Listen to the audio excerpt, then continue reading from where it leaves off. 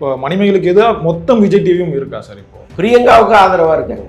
அதை என்ன சொன்னாங்க, ஏன்னா இப்போ அவங்களோட ட்ராவல் பண்ண சக நடிகர்கள், சக டெக்னீஷியன்ஸ், அவங்க எல்லாருமே வந்து பிரியங்கா பேர்பட்டவங்க தெரியுமா, ஏன் இப்படிலாம் பேசுறீங்கன்னு அவங்க சொல்கிறாங்க. அது அவங்களுடைய கடமை. ஏன்னா இப்போ அவங்களுக்கு தொடர்ந்து அதே விஜய் டிவியில் ட்ராவல் பண்ணணும், பிரியங்காவினுடைய ஆதரவு வேணுங்கிறதுனால அவங்க சொல்கிறாங்க.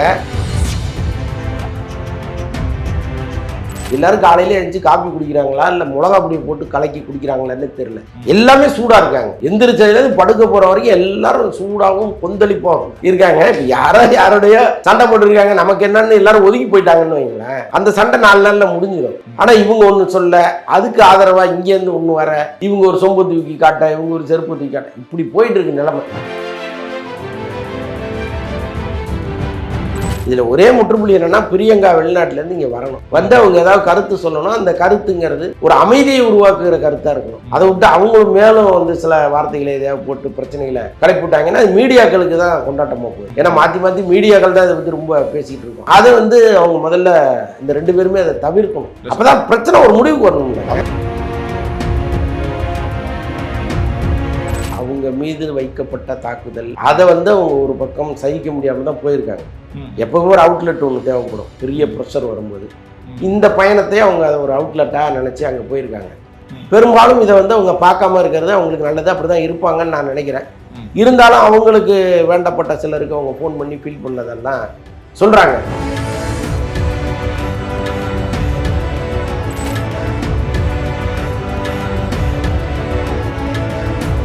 மக்களே, அன்பு வணக்கம். இன்றைய நம்ம சிறப்பு நேர்காணலில் நம்முடன் இருப்பவர் வலைப்பேச்சு அந்தரன் சார் அவர்கள்.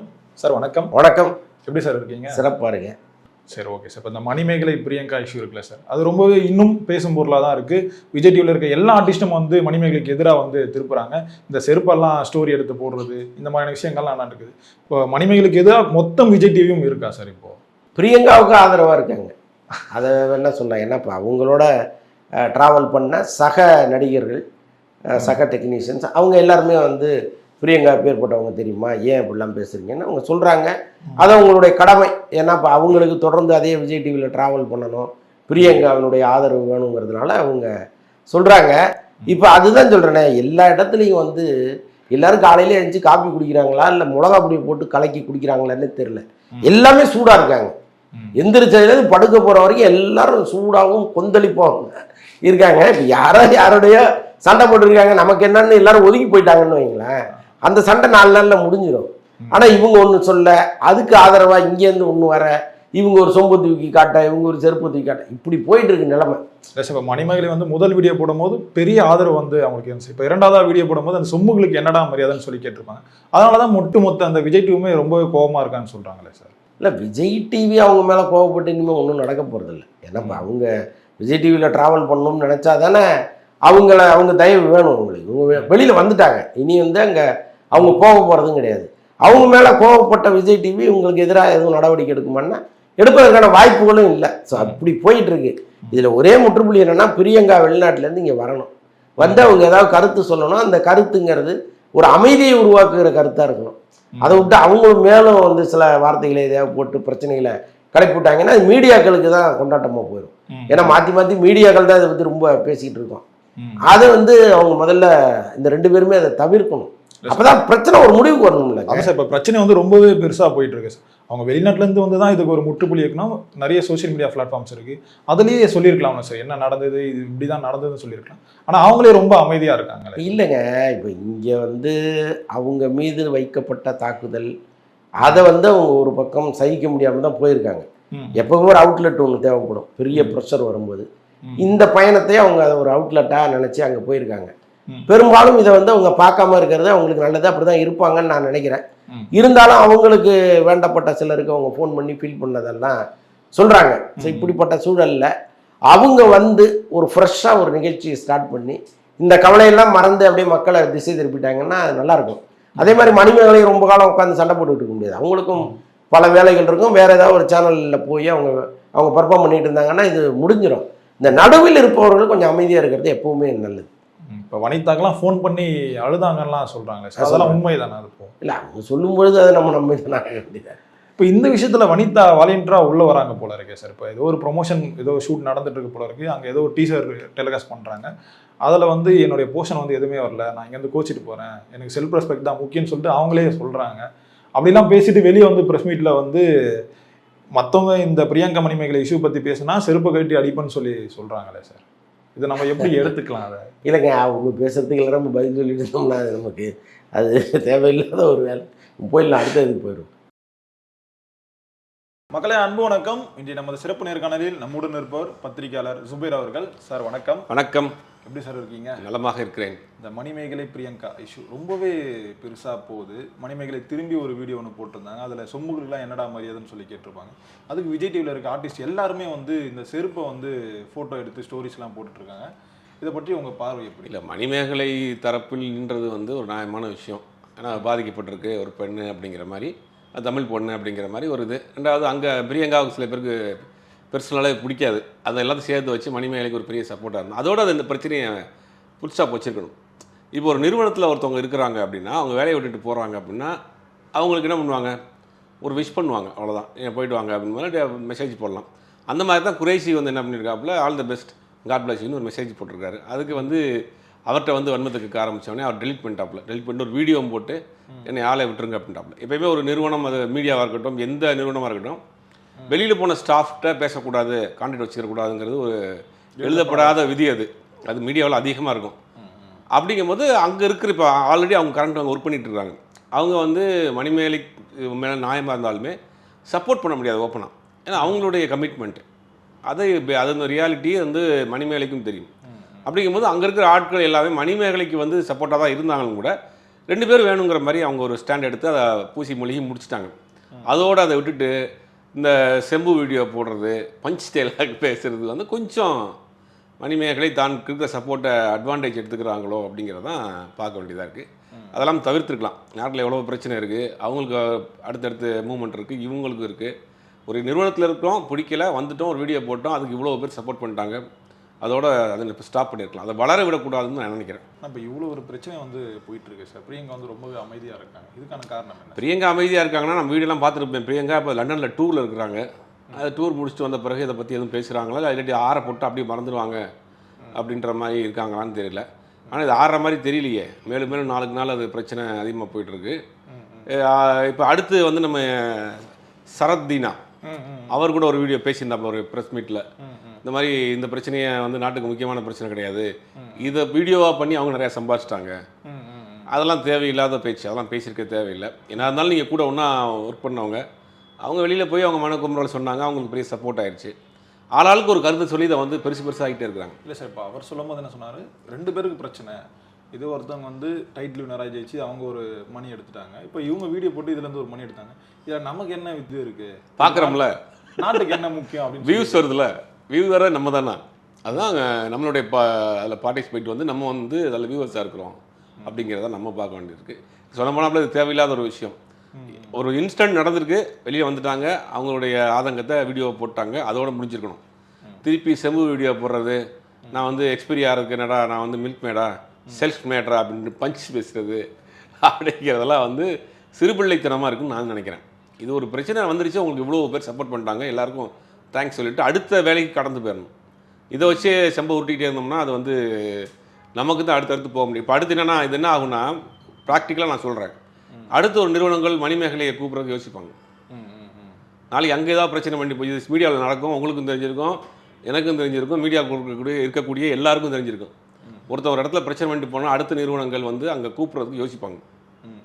இது மணிமேகலையோடைய அடுத்தடுத்த க்ரோத்துக்கு வந்து ரொம்ப இடைஞ்சலாக இருக்கும். இதெல்லாம் தெரியாமல் அவங்க வந்து பண்ணிட்டு இருக்காங்க நான் நினைக்கிறேன். ஒரு இப்போ மணிமேகலை வந்து வீடியோ போட்டாங்க, அதுக்கு பதிலாக வந்து பிரியங்கா போட்டிருந்தா பிரச்சனை இல்லை, அவங்க 2 பேருக்கான பிரச்சனையாக போயிருக்கலாம். இப்போ குரேஷி ஒரு வீடியோ போடுறாரு, சுனிதா ஒரு வீடியோ போடுறாங்க, விஜய் டிவியில் இருக்க நிறைய ஆர்டிஸ்ட் வந்து மணிமேகலை எதிர்த்து தான் நிறைய இல்லை எதிர்த்து போடல. சரத் பேசினது வந்து எதிர்த்து போட்டுற மாதிரி இருந்தது. குரேஷி வந்து விஷ் பண்ணேன், பட் நான் வந்து எனக்கு மணி அக்காவும் ஒன்று தான், பிரியங்கா அக்காவும் ஒன்று தான், நடுவில் இருக்காப்புல 2 பக்கம் போட்டு அடிக்கிறானுங்க. அப்படிங்கும்போது அது நம்ம அப்படி அவங்க சப்போர்ட்டுன்னு சொல்ல வேண்டிய அவசியம் இல்லை. அவங்க வந்து ஒரு நியூட்ரலாக இருக்கிறாங்க, சில பேர் அங்கே நிறுவனத்துக்கு சாதகமாக இருக்கிறாங்க, அப்படி தான். சரி, அதோடு முடிச்சிருக்கணும் அந்த பிரச்சனையை.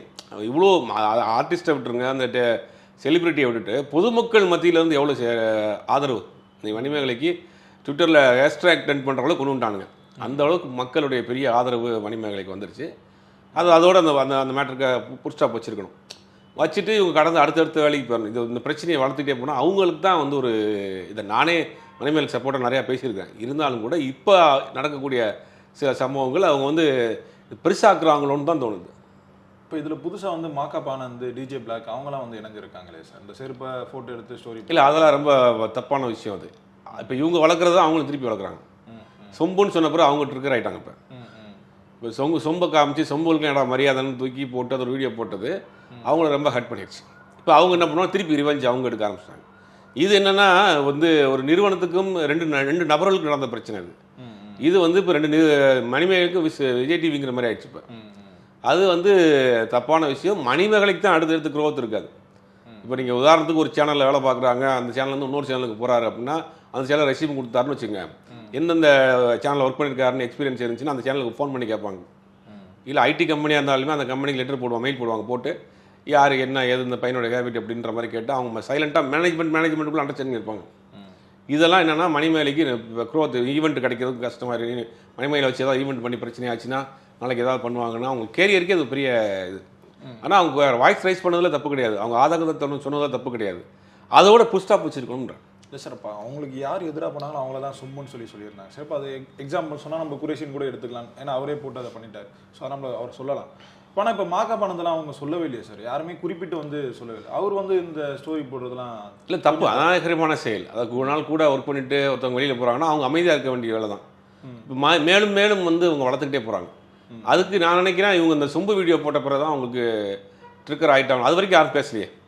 அது வரைக்கும் பிரியங்காவுக்கும் அவங்களுக்கும் ஒரு பிரச்சனை இருந்திருக்கு, அதை பற்றி பேசியிருக்கிறாங்க, அதை சொல்லியிருக்காங்க, வீடியோ போட்டாங்க, அதுக்கு பெரிய சப்போர்ட் வந்துச்சு, அதோடு நின்று போச்சு. ஆனால் அதுக்கு பிறகு வீடியோ போட்டு எல்லாரையும் சொம்புகளுக்கு என்னடா மரியாதை அப்படின்ற மாதிரி போனோடனே அவங்க ட்ரிக்கர் ஆகி இப்போ அவங்க போட ஆரம்பிச்சிட்டாங்க. அவங்க ஒருபடி நாகரீகம் இல்லாமல் போகிறாங்க, அவங்க ஒரு எக்ஸ்ட்ரீமாக போய்கிட்டு இருக்காங்க.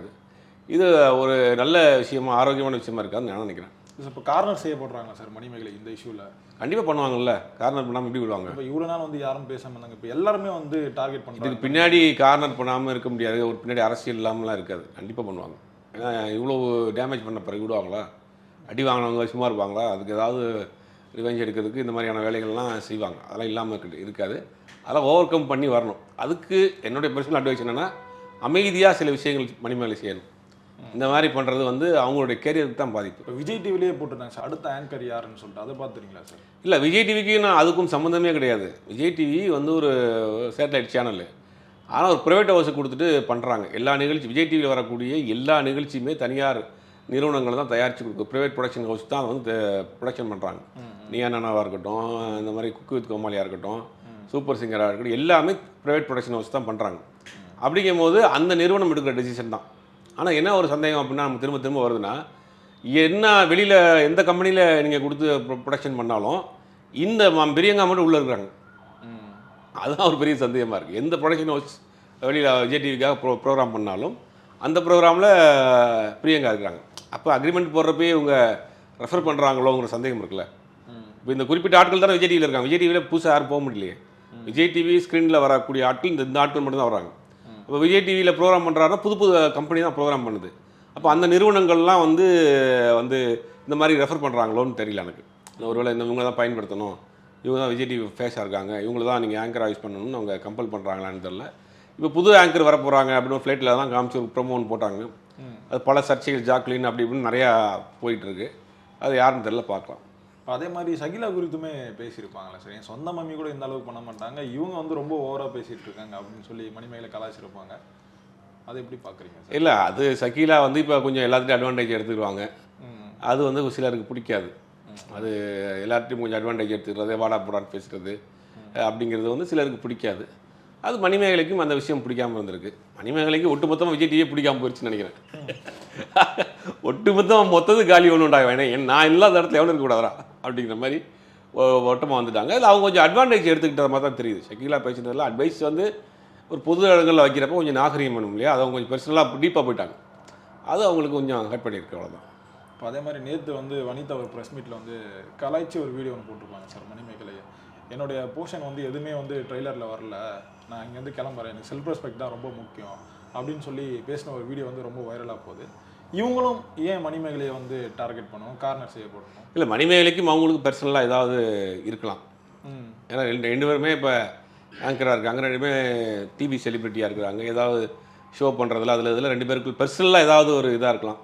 அந்த ரிவெஞ்ச் எடுத்திருக்காங்களா, இல்லை இவங்க எதுவும் வன்மத்தை கேட்குறாங்களான்னு தெரியல. சொல்ல மாதிரி தேவையில்லாத விஷயம் அதெல்லாம். மணித்தானாலே ஒரு பெரிய ஒரு ட்ரேட்மார்க் இருக்குது. அப்படிங்கும்போது கூடுதலாக எதுக்கு அவங்க அதை எடுத்துக்கிறாங்க, அட்வான்டேஜ் எடுத்துக்கிறாங்கன்னு தெரியல. ஏன்னா இப்போ கொஞ்ச நாள் வந்து வனிதா பச்சனை பேச்சுகள் வந்து கம்மியாக இருந்தது சார். இதான் டைம், நாமளும் உள்ளே இறங்கி ஏதாவது பேசணும்னு சொல்லி பேசுகிறேன். இருக்கலாம், அவங்களுடைய ப்ரொமோட் பண்ணிக்கிறதுக்காக ஏதாவது பேசியிருக்கலாம். ஆனால் தேவையில்லாத பேச்சு தான். அவங்களுடைய பிரச்சனை, அவங்க பாவம் அங்கேருந்து அசிங்கப்படுத்தியிருக்காங்க, ஏமாற்றப்பட்டிருக்கிறாங்க. அப்படிங்கிற மாதிரி அவங்களுடைய மனக்குமுறலை ஒருவருடைய மனவேதனையும் மனக்குமுறலையும் பார்த்து அடுத்தவங்க கேலி கிண்டல் பண்ணுறது, அது வந்து ஒரு கொடூரமான எண்ணம் புத்தின்னு நினைக்கிறேன். அழுகுது இருக்கானா, அழுகுறதை பார்த்து நம்ம கிண்டல் பண்ணுறதெல்லாம் வந்து ரொம்ப தப்பான விஷயம். அந்த மாதிரி அங்கே ஒரு பொண்ணுக்கு அங்கே ஒரு இது நடந்திருக்கு. அதை வந்து தான் சொல்கிறப்ப அதை வந்து நீங்கள் காமெடியாக, அதை வந்து நீங்கள் வந்து ஒரு இதாக கொண்டு வரதெல்லாம் ரொம்ப தப்பான ஒரு விஷயமாக பார்க்குறேன். அதெல்லாம் வனிதா பண்ணியிருக்கவே தேவையில்லைன்னு தான் நான் நினைக்கிறேன். இப்போ அதே மாதிரி இப்போ இந்த விஷயம் வந்து பொதுவெளிக்கு வந்துருச்சு சார். அதனால தான் இப்போ எல்லாரும் அதை பற்றி பேசுகிறாங்க, நிறைய விவாதங்கள் நடக்குது, நேர்காணல்லாம் நிறைய கொடுக்குறாங்க. இப்போ இந்த மாதிரி பேச இருக்கும்போது அவங்களெல்லாம் செருப்பு கட்டி அடிக்கணும்னு சொல்லிட்டு வனிதா பேசியிருக்காங்க சார். இல்லை, வனிதா வந்து எப்பயுமே இந்த சர்ச்சையாக பேசி அவங்க ட்ரெண்டிங்கில் இருந்துகிட்டே இருக்கணும். கருத்து சொல்கிறாங்க அப்படிங்கிறதுக்காக கருத்து சொல்கிற எல்லாத்தையும் அடிக்க முடியுமா? அடிச்சிருவாங்களா? அடிச்சுட்டு எங்கே போயிடுவாங்க? அதெல்லாம் வந்து தவறான விஷயம். அந்த வனிதாவை பொறுத்த வரைக்கும் தன்னை வந்து ஒரு இதாக நினச்சிடுவாங்க, ஒரு டான் மாதிரி நினச்சிடுவாங்க. எல்லா விஷயத்தையும் போல்டாக பேசுகிறோம். போல்டாக பேசுகிறது வேறு, அதில் நாகரிகத்தோடு பேசுகிறது வேறு. அவங்க நான் போல்டாக பேசுகிறேன்னு நினச்சிட்டு சில நேரங்கள் இந்த மாதிரியான வார்த்தைகளை விட்டுறாங்க. அப்போ கருத்து சொல்கிறவங்க எல்லாரையும் நீங்கள் தப்பானாளா? மணிமேகலின் பக்கம் நியாயம் இருக்குது அப்படின்னு நினச்சி தான் ஒரு கும்பல் அங்கே நிற்கிறாங்க, ஆதரவு கொடுக்குறாங்க, அதுக்கப்புறம் ட்வீட் போடுறாங்க, அதை பற்றி பேசுகிறாங்க. அப்படிங்கும் போது நீங்கள் அவங்க எல்லாரையும் நீங்கள் எப்படி கார்னர் பண்ணுவீங்க? நான் நினைக்கிறேன் அவங்க விஜய் டிவிக்குள்ள உள்ளே போகிறதுக்கு ஏதாவது ஒரு கேம் போடுறாங்களோன்னு தெரியல. இப்படி மணிமேகலை கார்னர் பண்ணிட்டு விஜய் டிவியில் லெஃப்ட்டில் இண்டிகேட்டர் போட்டு ரைட்டில் போகிறாங்களான்னு தெரியல. அதுக்கு உண்டான வேலையை செஞ்சுட்டு இருக்காங்களான்னு தெரியல. இப்போ லண்டனில் வந்து பிரியங்கா இருக்கா சொல்லியிருந்தீங்க சார். அங்கே வந்து லண்டனில் வந்து பிரியங்காவுக்கு வந்து அடுத்த கல்யாணம் சொல்லி பேசுகிறாங்களே சார், அது உண்மை தானே சார்? இல்லை, அதெல்லாம் தவறான தகவலாக தான் தெரியுது. அப்படி கல்யாணம் பண்ணாலும் அவங்களுடைய பர்சனல் விஷயம். அவங்க ஒரு டூர் போயிருக்கிறாங்க, அந்த டூரை பற்றின வீடியோவே அவங்க போட்டுக்கிட்டு இருக்கிறாங்க, எங்கெங்கே போகிறோம் வரோம்னு. ஆனால் வந்த பிறகு இதை பற்றி பேசுவாங்கன்னு நினைக்கிறேன், ஒரு புஸ்டாப் வைக்கிறதுக்கு பேசுவாங்கன்னு நினைக்கிறேன். இப்போ அவங்க பேசுறதுக்கு முன்னாடி இந்த விஜய் டிவி ஆர்டிஸ்ட்லாம் பேசினாலும் அவங்க சொல்லி தான் பேசுகிறாங்க சார். பேசியிருக்கலாம், டிஸ்கஸ் பண்ணாமல் கண்டிப்பாக பண்ணியிருக்க மாட்டாங்க. ஏன்னா இந்த மாதிரி ஒரு இஷ்யூ போயிட்டு இருக்கப்போ எல்லாருமே கான்டாக்டில் தான் இருப்பாங்க டெய்லி. இந்த மாதிரி வரப்போ பேசியிருக்கேன், நான் இந்த அவங்க தரப்பில் தான் பேசியிருக்கலாம். அவங்களுக்கு பிரியங்கா வந்து இந்த ஆட்கள்கிட்ட ஏதாவது ஷேர் பண்ணியிருக்கலாம், என்ன வருத்தம் தான் சொல்லியிருக்கலாம், இந்த மாதிரி பண்ணுறாங்க அப்படின்னு. நான் அவங்க கவலைப்படாதீங்க, நாங்கள் உங்களுக்கு சப்போர்ட்டாக இருக்கோம், அதை பற்றி பேசுகிறோம் அப்படி. இதெல்லாம் நான் ஜஸ்ட் நார்மல் தானே, அதெல்லாம் அந்த மாதிரி செய்கிறதுக்கு வாய்ப்பு இருக்குது. அது மாதிரி ஓகே சார், பொறுத்து இருந்து பார்ப்போம் சார் என்ன நடக்குது. ரொம்பவே நன்றிக்கா சார் எங்களோட நேரம்.